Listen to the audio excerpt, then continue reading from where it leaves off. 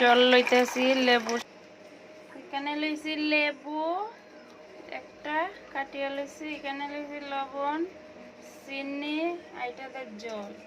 এখানে লেবুর শরবত বানাবো। কি গরম দিছে, গরমে রোদ্রের মধ্যে লেবুর শরবত খাইলে শরীরটা ঠান্ডা থাকবে। এখন লেবুর রস দিব, এই দেখো এরকম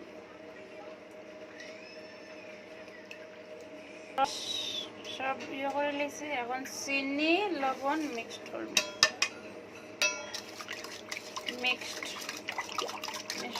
মিক্সড করিয়া দেখো মিক্সড লেবুর শরবত একটু ব্ল্যাক কালা লবণ দিয়ে দিবে। এই দেখো লেবুর শরবত রেডি।